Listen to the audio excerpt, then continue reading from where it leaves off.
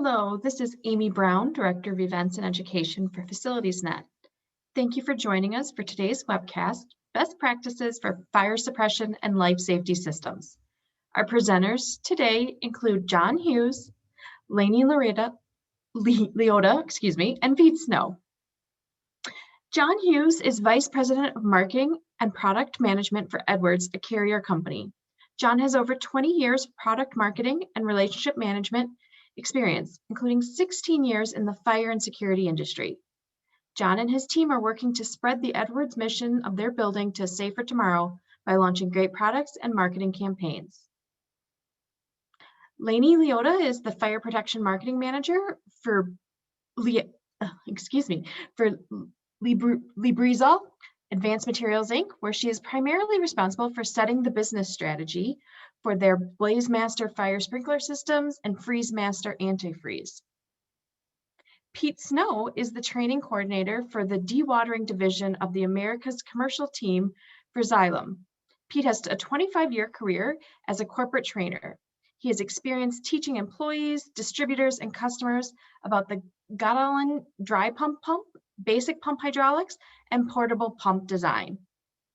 A few details about today's event. Today's learning objectives include reviewing new systems and products available in the fire and life safety market to adhere to national codes, understanding changes in UL 268 standards for safety, smoke detectors, and fire alarm systems, comprehending NFPA 25 standard for inspection, testing, maintenance of water-based fire protection systems, and review of proper fire suppression methods for different types of properties. Before we get started with the content, I'd like to cover a few details. A live question and answer session will follow today's presentation. To submit your questions, please navigate to the Q&A button at the bottom of the screen and type in your questions. Our presenters will answer as many as time permits. You'll also receive a copy of the PDF of today's presentations, and you'll receive a link to a brief online assessment, where upon successful completion of the assessment, you'll receive your CEU certificate. Today's webcast will also be archived at facilitiesnet.com/webcast. I think we're ready to start the content. So with that, I'll turn it over to you, John.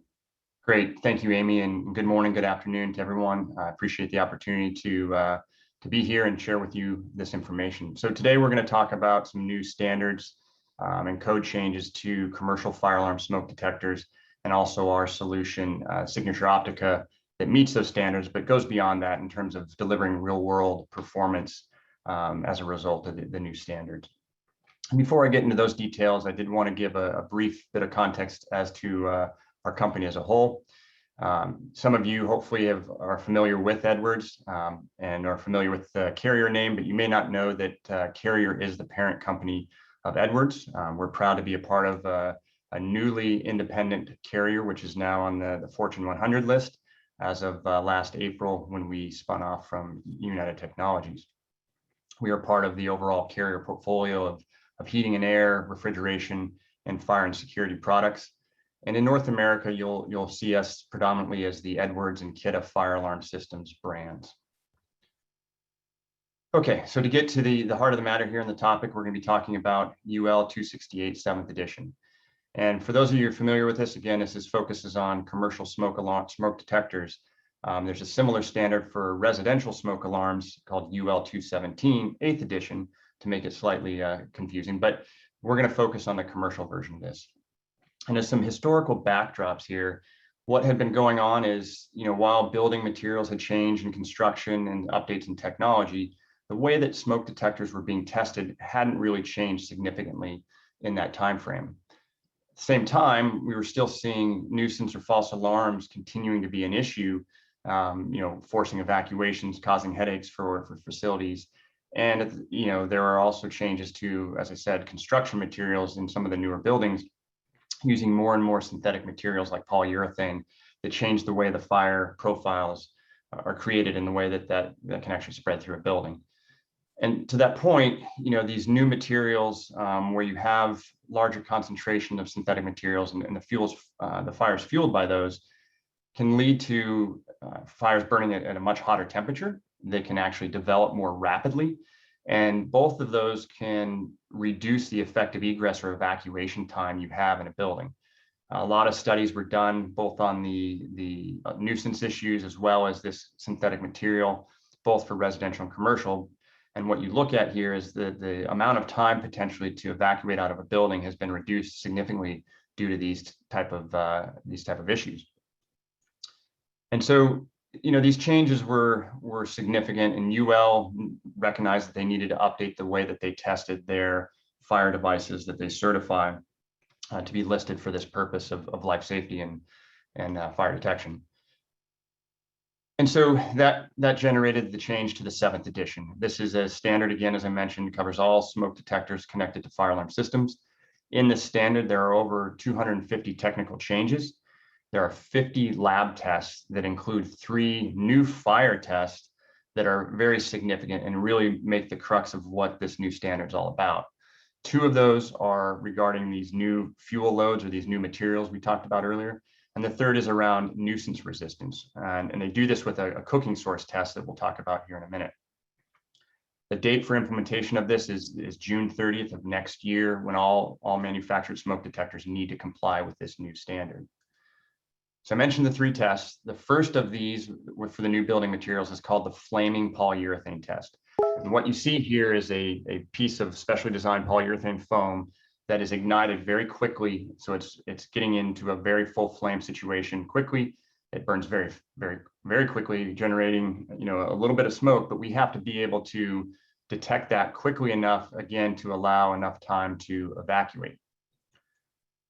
The next test is called a smoldering polyurethane test. And this is a very slow burning, slow starting fire. And as a result, you get incomplete combustion, and that can result in more dangerous, more toxic smoke and gas in that facility or that building that also can impact egress time and be harmful to those occupants. So again, a different way to detect these tests, but both require the manufacturers to be able to detect these fairly quickly to aid in that egress time. The 3rd new test I mentioned is the cooking nuisance test. And this is done literally with hamburgers that are a specific grade that UL has in a specific oven that are put in there and burned to the point where they generate these kind of burnt cooking particles. And the trick here is that we cannot react too quickly to this nuisance alarm, but we do actually have to still react to a new fire. So as you see this video play on the right, you'll see right behind the gentleman, his feet, there's a little white piece of that polyurethane foam. And so they start the hamburger nuisance test. We cannot alarm within the threshold. Then they light the polyurethane test to make sure that the detector actually goes into alarm as it should in the real scenario. The other trick here is that these are very different between detecting those new polyurethane flames quickly enough, but not detecting the nuisance. It's almost a diametrically opposed action here that made it very difficult to comply with this. And as a result, the original date for this change was June of 2020. And now, as of earlier this year, it's been moved to June 30th of next year. And I think that speaks to the difficulty in passing these tests. And we're proud and happy that Edwards was the first to be compliant with this new standard back in the fall of 2018, and are shipping our products today that we'll hear about in a moment. Again, I want to try to make it clear that the impacts on detectors manufactured at the compliance date, and this does not impact duct detectors in this new standard. And now to switch gears into our product, the Signature Optica, I'm going to ask that we can play a short video to give an overview.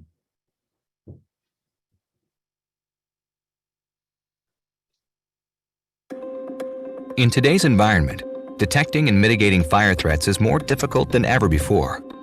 Whether you're a hotel operator, a building manager, or a restaurant owner, the challenge is the same: protecting people and property while avoiding nuisance alarms that don't pose a threat but do incur costs.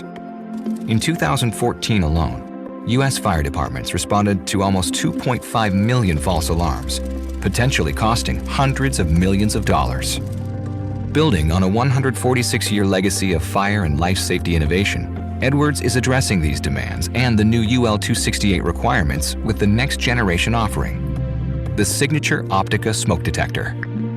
Featuring 2 forward scatter light sources, an IR LED and a blue LED, combined with a backscatter IR LED, Optica represents a more sophisticated detection system. As particles enter the chamber, light hitting them at different angles creates detailed data about their size and composition. That data is fed into a series of algorithms and consolidated into ratios to determine if the particles are coming from a real fire or a nuisance source. Optica is designed to discriminate between burning food, steam, or fast-moving or smoldering fires and respond accordingly. Optica is part of an integrated intelligent system and retains the signature protocol, so it's backwards compatible. And because state-of-the-art microprocessors in each detector can activate the signal, they're easily retrofitted to existing Edwards systems without replacing control panels or software. Smart detection designed to recognize conditions and alarm faster with greater accuracy than ever before. The signature Optica smoke detector, setting the standard for intelligent response to today's threats. Very good. Well, hopefully that was a good overview for everyone. As we switch back into the presentation here, I'll be going a little bit more deeply in terms of how we're actually doing that with this product. Okay, so as I talked about earlier with these new tests, and we heard a little about in the video, what we needed to figure out is how do we still detect the real fires without detecting the nuisance too quickly. And what you see on the bottom here is a chart that looks at the size of particles on the horizontal axis and the count of those particles on the vertical axis. And you'll notice that the real fires that are tested for flaming wood, paper, and these new tests, et cetera, are kind of somewhat in the middle. The cooking nuisance are much smaller particles, and then you have things like dust, steam, or bugs that are actually much larger particles. So we had to figure out how do we actually characterize these particles in a way that allows us to detect what we need to detect and not what we don't. And so we use these sensors that we talked about, plus the algorithms to do that. We also can do this while still maintaining, again, our full life safety window. And basically what this means is we're able to detect those real fires at a very wide window of setting within the fire alarm system and still resistant to those nuisance cooking sources as required part of the code. The detector itself is certified. You'll want to look for the new certification mark that shows that it is actually there. And the way that we do this is with an optical only sensor, we can detect these new fires and pass these tests without the need of other sensing elements such as heater or CO. So we'll see in a minute, we can use those models, but we don't have to have those in order to be compliant. And what that looks like here, again, we use the new LED array as well as the algorithms to be able to process these particles and make sure we know what they are. And we do that with the one optical sensor. And then again, if we want to have a combination smoke and carbon monoxide, or a combination smoke heat, or a smoke heat and CO, we have those models available, but not needed for these new fires. And as mentioned in the video, we wanted to make sure we design these to be fully backward compatible, not only with the prior generations of the signature Optica device so that you can replace the new head on the existing base and wiring, but also with most of our legacy panels dating back several decades so that these can be replaced without causing additional infrastructure investment if not necessary. So a great story here to be able to get the latest technology in smoke detection, but still reusing existing infrastructure. And I think if there's more information, we can certainly cover it in the Q&A, but also you can scan the screen for the QR code here. It'll take you to some of these information. As I mentioned at the beginning, not only are we able to be certified to the new tests, but we have real examples of how this has worked in some real applications. So senior living facility, a university housing facility where nuisance alarms were a significant headache, and we were able to reduce those basically to zero after we replaced the existing detectors with Optica. Also a white paper on why it makes sense to adopt this type of technology even before the standard takes place. And there's also a video we have on our YouTube site that demonstrates how we can absorb the steam to a point without going into nuisance alarm, and then when a real fire is introduced, still go into alarm as we're expected.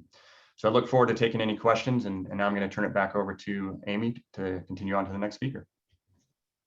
Thank you, John, very much. And yes, now that was great information. Just a reminder, we'll be doing a Q&A at the second half of the presentation. So if you have any questions for John, feel free to type them in and we'll get to them later in the presentation.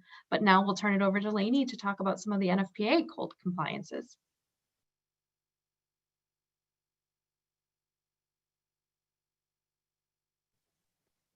Lainey, it does look like you're still on mute too.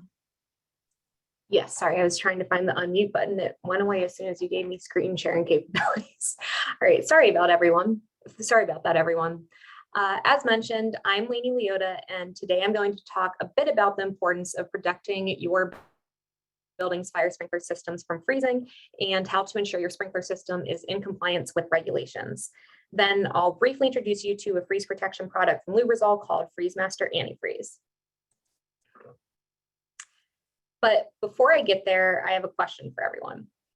Who all in this webinar was affected by the Arctic blast in February of this year?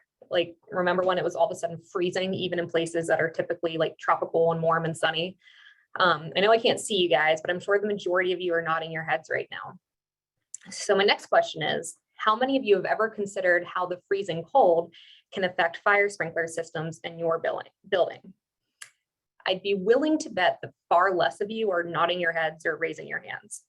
And as someone who works in the fire protection industry, that's a bit scary to me, because if the still water in your fire sprinkler pipes freezes, that means that water can't get delivered to the sprinkler head in the event of a fire, and therefore your building and its tenants have no protection. And that's obviously a huge life safety issue. So it's really important that you guys as facility managers are aware of and understand how to prevent your fire sprinkler systems from freezing. One of the most common ways to protect fire sprinkler systems from freezing is by using antifreeze.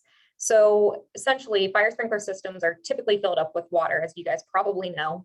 But instead of being filled up with water, the system is filled up with antifreeze. And then if a fire starts, the antifreeze goes out through the sprinkler head, and then water follows it and suppresses the fire. But if you think about, the antifreezes that you are familiar with, like the kind of antifreeze that you use in your car, would you, for example, smoke a cigarette or light a match while pouring the antifreeze into the hood of your car for your windshield? I know that I wouldn't, and I would hope that you wouldn't, because it's well known to be flammable, right? So what's actually incredibly surprising is until the mid-2000s, fire sprinkler contractors were putting that same type of antifreeze in a fire sprinkler system. And I know that sounds kind of dumb, because we just talked about how antifreeze systems are flammable.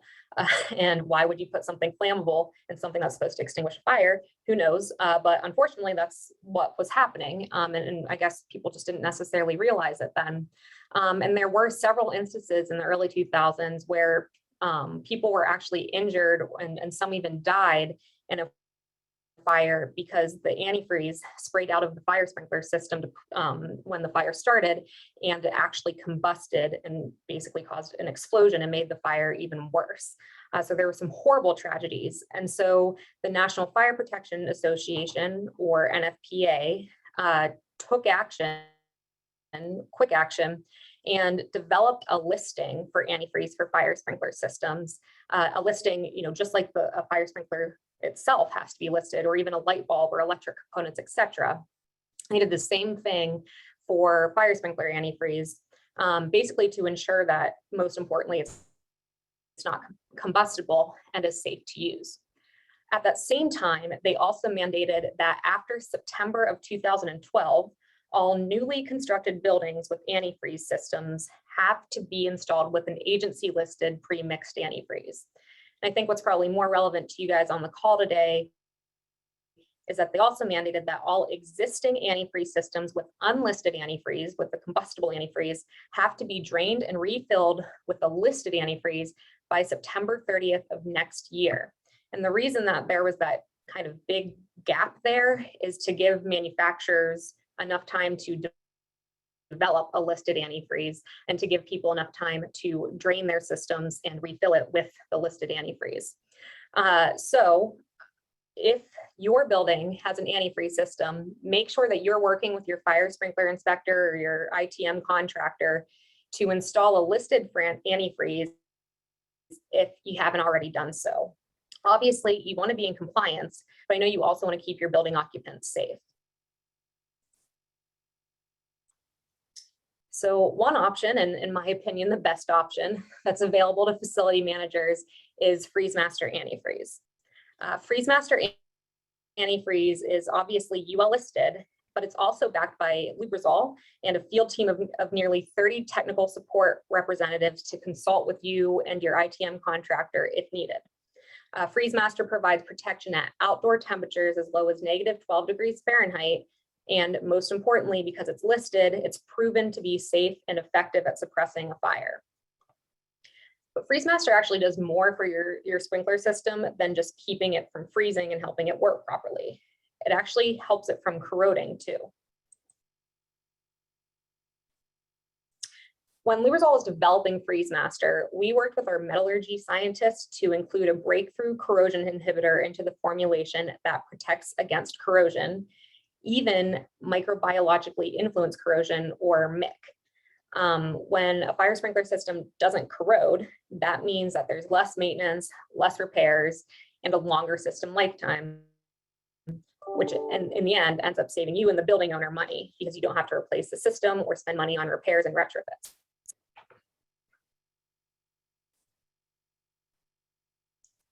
So now that I've talked about what FreezeMaster is, I wanted to cover where it can be used. Like I said, FreezeMaster is listed, which means it has a minimum use temperature. And the minimum use temperature of FreezeMaster is -12 degrees Fahrenheit. You're probably asking, what the heck is minimum use temperature? And it's essentially a made-up term that Underwriters Laboratories, or UL, uses for this specific listing. Not FreezeMaster's listing, but antifreeze listings in general. And sort of defined as the point at which the antifreeze begins to turn slushy, plus a safety factor of a couple of degrees. So in reality, and according to NFPA regulations, FreezeMaster antifreeze can be used in areas where the lowest mean temperature is -15 degrees Fahrenheit or more. So its minimum use temperature is -12 Fahrenheit, and its freeze point, so to speak, is 15 degrees Fahrenheit. And so on the right side of the slide there's a map in NFPA that sort of highlights where that -15 degree line is and all the areas below it. And that's where FreezeMaster can be used in unconditioned spaces. So you'll see this includes major metropolitan areas that you typically think of as pretty cold, like New York City, Boston, Chicago, Omaha, Salt Lake, Vancouver, just to name a few. And then one thing that's not necessarily called out on this slide, but that I wanted to make sure I mention, is that while -15 degrees is where FreezeMaster goes from a liquid to like a slushy, it won't freeze into an actual solid until -58 degrees Fahrenheit. So remember how I said that NFPA defines that -15 Fahrenheit point as the lowest mean temperature for the region. It's not the lowest minimum temperature. So all that is to say, if one night it gets down to -16 degrees Fahrenheit or even -20 degrees Fahrenheit for a few hours, you don't have to freak out and worry that the temperature surpassed -15 and that your sprinkler system will break or won't work, etc. What will happen is that as that temperature rises, the antifreeze will unfreeze in the sprinkler system and return to its normal liquid state and will work as normal. And there's not anything you need to do. You don't need to take any action, anything like that. Disclaimer, obviously, I'm not encouraging you to use FreezeMaster in unconditioned spaces in regions like Yellowknife, for example, or like Northern Alaska, or anywhere that the temperature continuously goes below -15 degrees. Obviously, you should always use a product in accordance with its listing. I just want to emphasize that you don't have to worry if the temperature very infrequently goes below FreezeMaster's freeze point of -15. That said, there's sort of another caveat. You can't necessarily completely rule out using FreezeMaster in regions above that 15 degree line. Like in Toronto, for example. You can use FreezeMaster above that 15 degree line in conditioned interior spaces with unheated areas that are vulnerable to freezing, like in breezeways, loading bays, and small walk-in freezers. You can also use it in systems where pipes are charged with water in the summer and then are drained and charged with air pressure in the winter. And like with any type of fire sprinkler system, whether it's an antifreeze system, a wet sprinkler system, a dry sprinkler system, etc., it's really important to properly maintain your system. Even if the system is filled with a listed antifreeze like FreezeMaster, it still must be tested yearly by a qualified sprinkler inspector just to make sure that the freeze point is being maintained. If you're interested in this process, or if you want to learn more about the components of an antifreeze system and maintaining them, there's a great video that we have on our website at www.freezemaster.com. So as you're all well aware, building owners and facility managers across the country were affected by the freezing weather back in February. Parts of Texas were actually colder than Alaska, which really caught people off guard. As I'm sure you heard, pipes were bursting, heaters broke, roofs collapsed, etc., and people were quite literally left out in the cold. And I want to make sure that this doesn't happen to you next year or ever. You need to make sure every system, not just your fire sprinkler system, but every system in your building is adequately protected during the winter, even in areas that are not necessarily prone to freezing, but could freeze.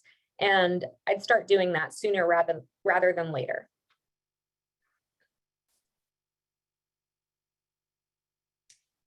So if there's two things that I want you to take away from my portion of the presentation today, it's these. One is to make sure your sprinkler system is adequately protected from freezing temperatures, even if you're in warmer areas that don't usually freeze. And two is that by September 30th of 2022, the fire sprinkler systems with unlisted antifreeze must be drained and refilled with a listed antifreeze in order to be in compliance. And that's only about 14 months away. But please, please, please don't wait until then, because like I said, unlisted antifreeze is dangerous because it's combustible. All you need to do is a quick Google search on antifreeze for fire sprinkler systems, and you can see how catastrophic it can be and was in the early 2000s. And God forbid, if there's a fire at your property, you want to make sure that your fire sprinkler system saves lives and protects property and doesn't harm them. So inquire with your fire sprinkler system inspection, testing, and maintenance professional, and proactively start this conversation for all fire sprinkler systems, whether existing, retrofitted, or new in your facilities. So thank you so much for listening to me today, and I hope you learned something new. If you have any questions, please put them into the Q&A section. And if you want to learn more about FreezeMaster or get in touch with me or any of my colleagues or a local representative, please visit www.freezemaster.com. Amy, I'll turn it back over to you. Wonderful. Thank you, Lainey. And our third presenter today, before we open it up for Q&A, we'll turn it over to Pete to talk about temporary fire protection pumping systems. Okay, thanks, Amy. And also my thanks to John and Lainey. I mean, smart smoke detectors, who knew? And antifreeze that catches on fire. Things like that are you learn during these webinars, and it's awesome information. What I'm going to focus on today is a temporary fire protection pumping system. And the key word on this first slide is the word temporary. I'm going to answer the 5 questions: what, where, when, why, and how. I'm going to go through the W's pretty quickly, but I'm going to spend more of the time talking about the how.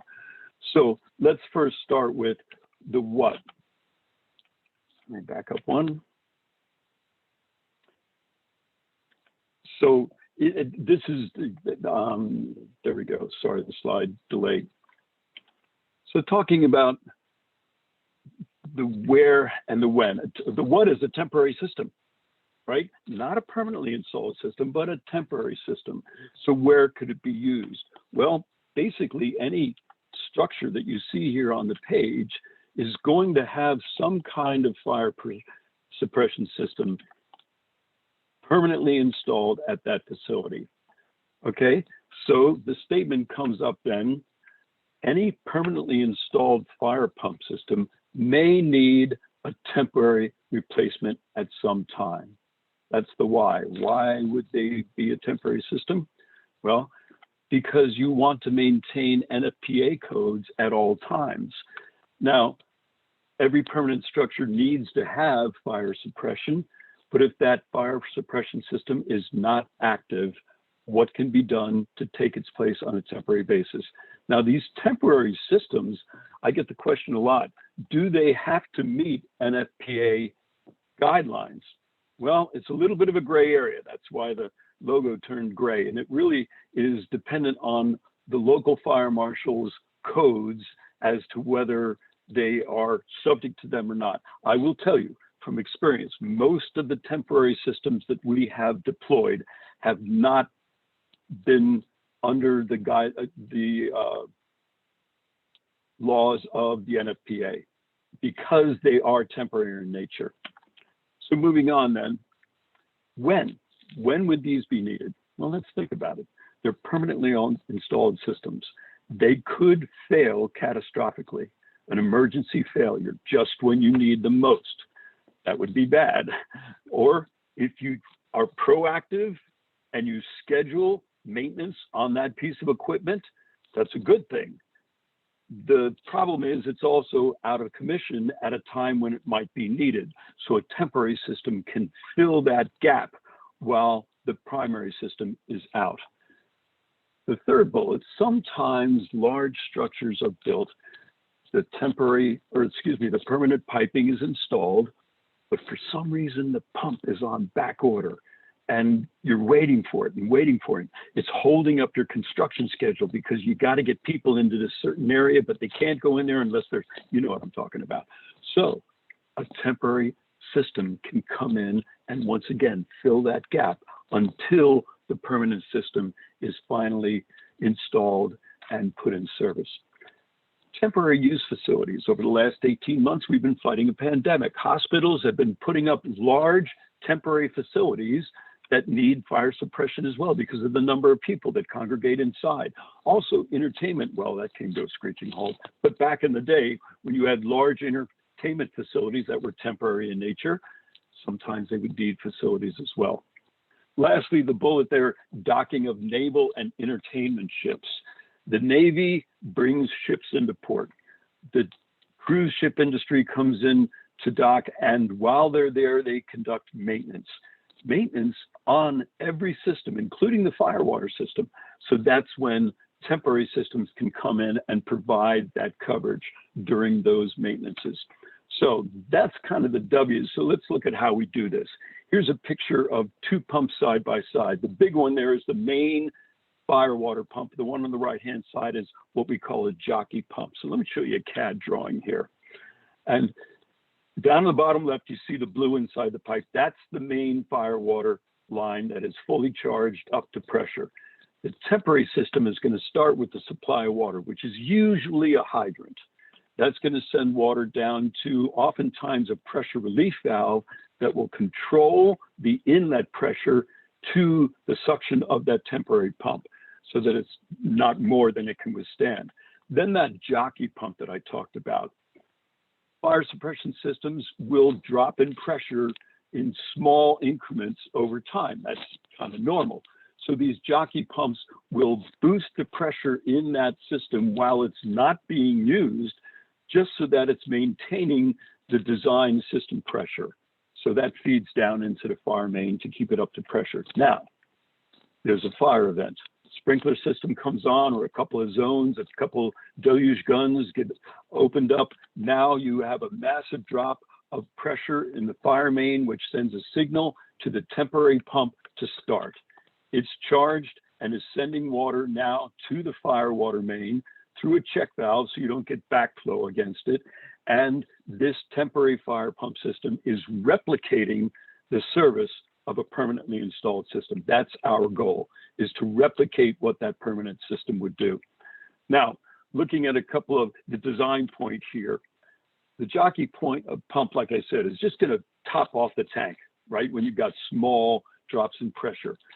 A huge drop in pressure that would send a signal to the large pump to turn on, and it keeps pumping until it reaches that 165 PSI for this particular design point, and then it would shut off. So this pump is sized for a service of 1,500 gallons a minute at a design pressure of 165 PSI.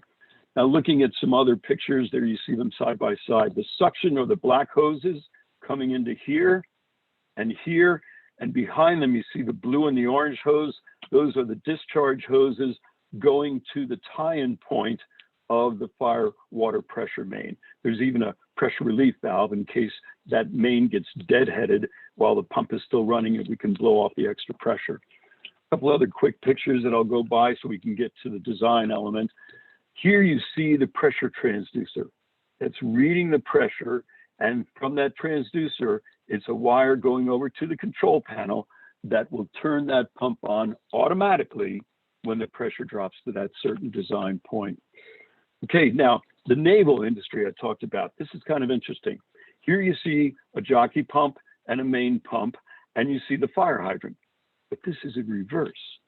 Here, these pumps are drawing water from the river, and the discharge of the pump is going into the fire hydrant, and we're utilizing the fire water piping system through that hydrant to flood and service the ships that are in that dock during the maintenance. So a little bit of a twist on the normal design.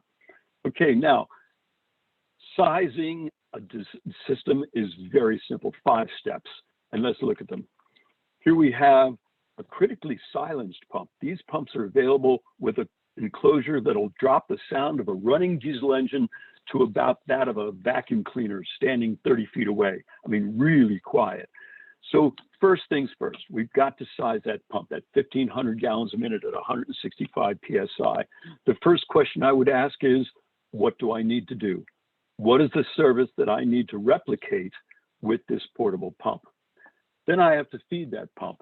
Now I'll feed that pump with water, and like I said, most often from a hydrant. So you see the hydrant over here on the right-hand side. Now, based on the pressure of the water coming from that hydrant, we may need to regulate that and step it down using a pressure relief valve so that it isn't more than what the inlet of this pump is able to bear. Now, the location of that pump and the location of the fire hydrant determines how much hose needs to be on the ground. Now, the distance is not as the crow flies, but as the hose lies on the ground. So this may only be 8 feet away, but I may need 25 or 30 feet of hose to get there. So not only do I need to know the length of hose on suction, I also need to know the length of hose on discharge as well. So that would be from the pump discharge over to where it would tie in to the fire water main. And that brings up the final point of information, which would be what is this piping tying into? Is it a raised face flange, threaded fitting? What is the diameter? Tell me about the tie-in point, and then I can design a complete portable temporary system for your permanent system that you have in place. So now I'm talking about the equipment that provides that after you've completed this form. I'm going to go very quickly from the smallest to the largest of the pumps that we have that can do this kind of activity here. Here we have a 4-inch by 3-inch pump, 74 horsepower, and the design point right here is 250 gallons a minute, pumping against 230 feet of total dynamic head, which converts to 100 PSI. So this pump will do 250 gallons a minute against 100 PSI, our smallest pump. The largest pump is a 12-inch suction by 10-inch discharge with a 475 horsepower motor doing 3,500 gallons a minute as opposed to 250, way more than 10 times that, right? 3,500 gallons a minute, also against that 230 feet of head or 100 PSI. So that's kind of the small to large version, but we go even one step higher. 2 more pumps and then we'll wrap up for Q&A. Here is what we call our extreme high head pumps. And this smallest one, 4x3, has twice the size of engine, 156 horsepower. Here's the largest one, 10x10, with a 700 horsepower engine on it. Whew. Okay, let's look at the small one. This one can do a design point of, once again, 250 gallons a minute, but this time pumping against 400 feet of total dynamic head, which converts to about 173 PSI. So if you have a fire water system that needs to maintain 150 PSI, this pump will be well within that range. This is the smallest of that extreme HL series. Now let me go to the larger size. And this is a 10x10 pump, the one with the 700 horsepower motor. and you see design point of 3,000 gallons a minute against 325 feet of head, or roughly about 140 PSI. So the what is a temporary system. The when is any time your permanent system is not capable of operating. The where, any structure that has a permanent system. Why? To maintain coverage for that building and for its occupants when your permanent system is not functioning. And how? Well, I covered that. 5 questions that you need to ask. And then with that information, portable pump system is designed. Amy, that's going to wrap it up for me. I'm going to throw it back to you for Q&A. Wonderful. Thank you, Pete, for that great information. Like Pete mentioned, we're going to open it up for Q&A with our 3 panelists. So feel free to type in your questions using the Q&A panel at the bottom of your screen. Just type that in and we'll get through as many as possible. John, I have a question for you. Can you talk a little bit about existing detectors in facilities and how those are impacted by this code change? Yeah, absolutely. I think that's one of the more, say hello to everyone. That's one of the more common questions we do get in here. So I think it's important to address. The UL standard is that every detector that's manufactured after June 30th next year needs to be certified to the new standard. So what that means is that existing detectors in a building are not affected unless there needs to be a replacement after that date, in which case if it was a new detector that's manufactured after the compliance date, that new replacement would need to be compliant with new detectors. Also, theoretically, as more and more jurisdictions start adopting NFPA, in NFPA 72/2019, the effective date for the nuisance alarm component was for January of 2022. So it's also possible in something like a major renovation that perhaps you could be asked to bring your building up to code, and that could also trigger the requirement. For the most cases, your existing detectors would not be impacted.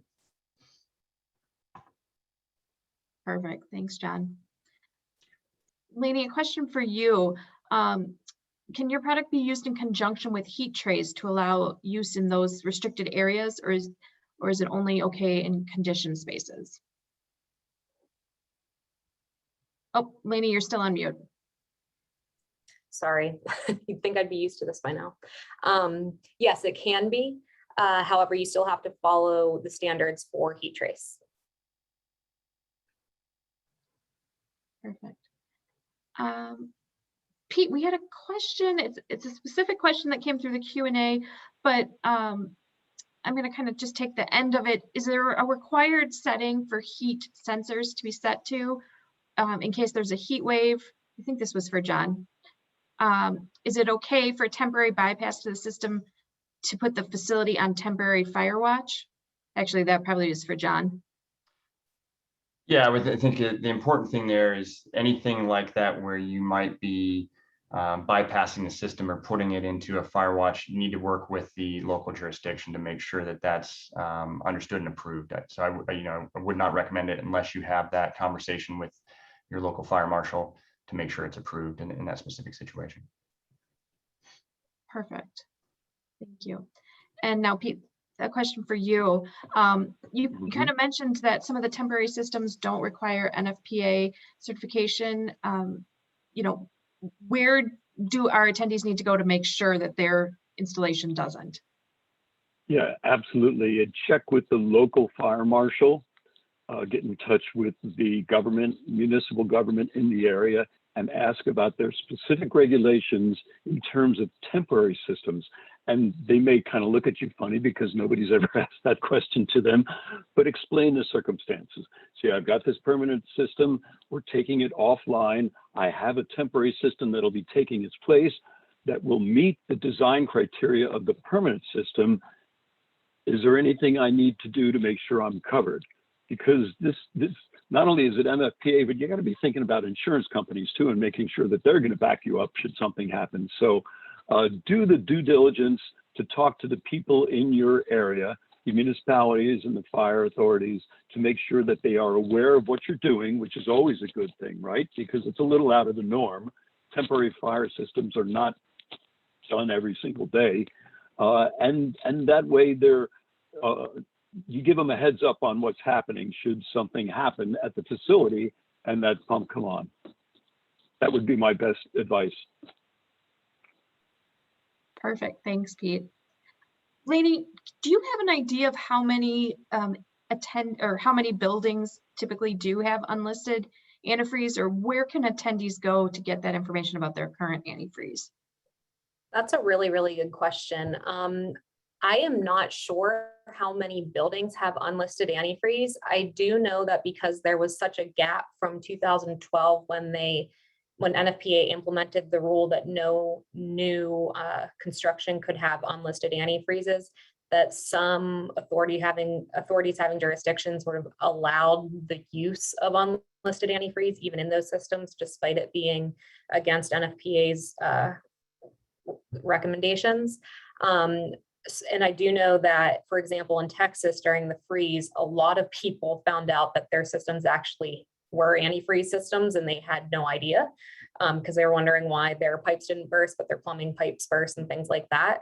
I'm not really sure how that happens, but I guess it did. So I can't necessarily answer that question. I'm assuming that if you have an antifreeze system and it was the system was built before 2012, it likely, well, it has to be an unlisted antifreeze unless your sprinkler contractor has changed it.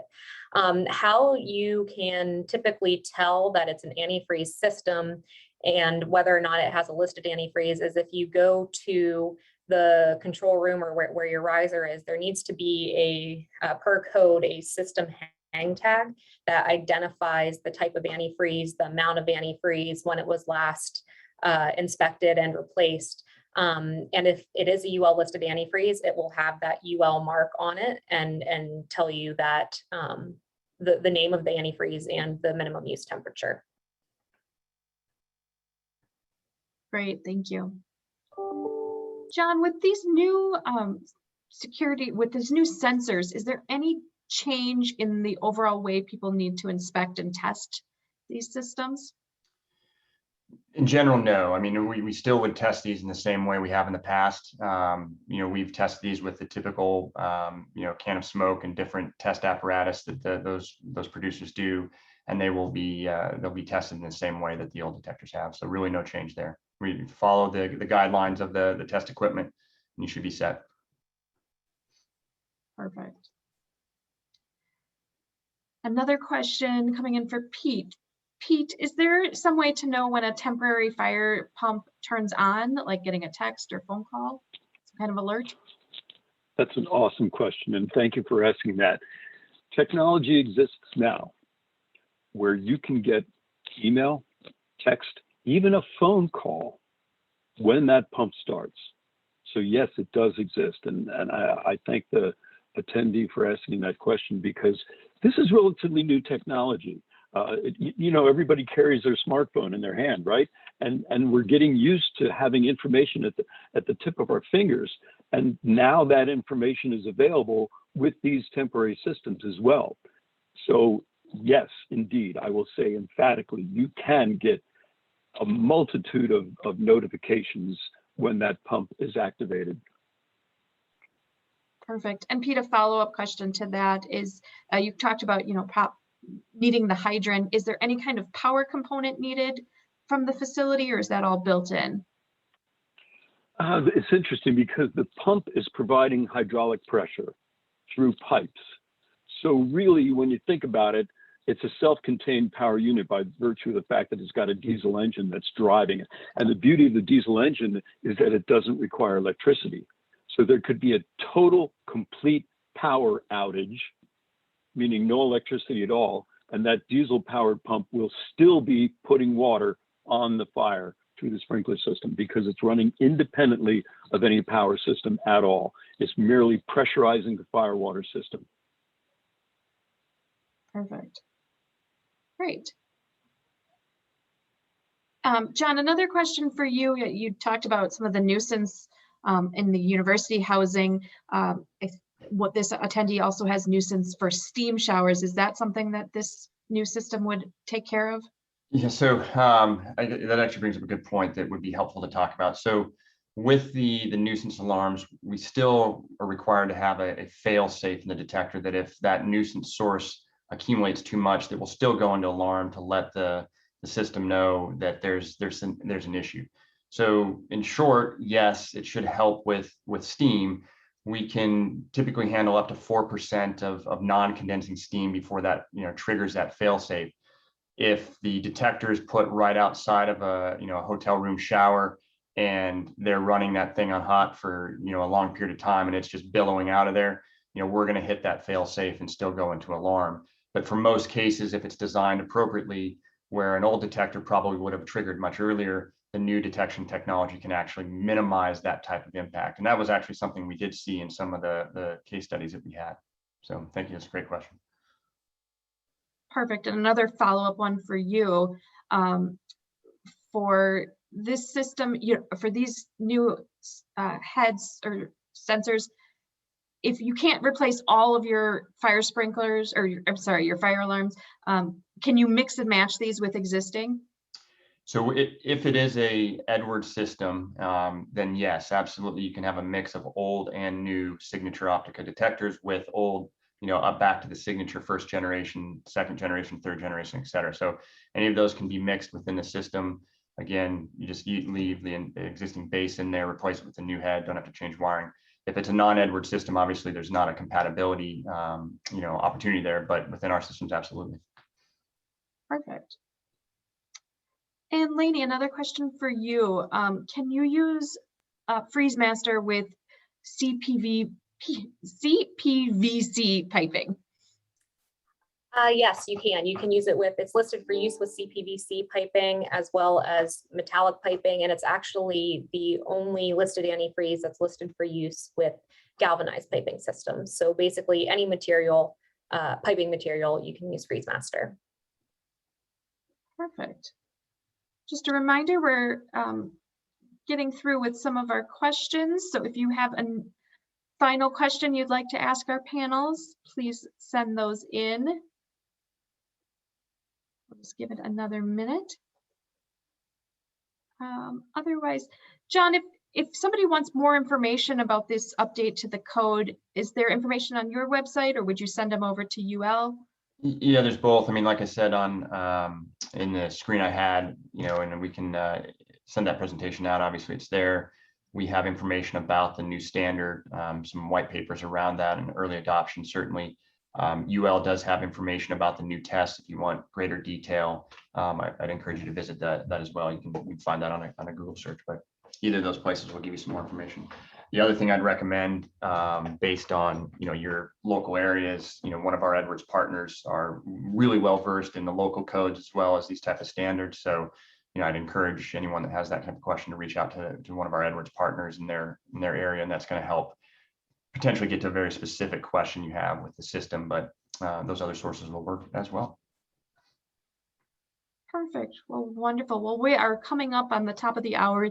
Thank you all for joining. I will let each of our panelists give some last final thoughts to the audience. Pete, let's start with you. Just had to come up here. Thank you. And my thanks for all the people who attended. Hopefully the information was enlightening for you for all three presentations. I know it was for me as well. Think about temporary needs and think about when that might be an option. Reach out to a supplier that can meet those needs and make sure you're covered. Wonderful. Thank you, Pete. Again, thank you for being here today. Lainey, any final thoughts from your side? Sure. First of all, thank you very much to FacilitiesNet for having me. And thank you to my fellow panelists, John and Pete. You guys had great presentations. And I think most importantly, thank you very much to all the attendees. I really hope that you learned something new. And should you have any more questions about freeze protection, Freeze Master, fire protection in general, please feel free to reach out to us. You can go to freezemaster.com, blazemaster.com, or lubrizol.com and get in contact with us that way. Just remember that the only reason that the fire sprinkler systems are in the building is to protect people and property from fire. And if they're not working properly, they don't do that. So make sure that you stay safe and stay up to code. Thank you. Perfect. And finally, John? Yeah, and I just want to echo Lainey and Pete's compliments of facilities net, as well as back to you guys for your presentations. It's definitely great to learn about other areas of the fire and life safety and protection industry. I appreciate that time. So, look, Edward's mission is to help build a safer tomorrow, and having an audience like this participate and engage in these discussions certainly helps us all become more educated, get good feedback, and we welcome your input and look forward to more of these conversations. So thank you very much. Great. Thank you all three for joining us today. Thank you to Edwards, FreezeMaster, and Xylem for sponsoring today's event. As we mentioned, as the panelists mentioned, our goal here is to make sure that your facilities are safe for your tenants and occupants. So we hope you learned something. Just a reminder, you'll get an email probably about within 24 hours that'll have a copy of the slides and a link to the archive and a link to earn your CEU credits for participating in today's event. Thank you again to everyone who joined us, and we hope we see you at the next webcast. Bye-bye.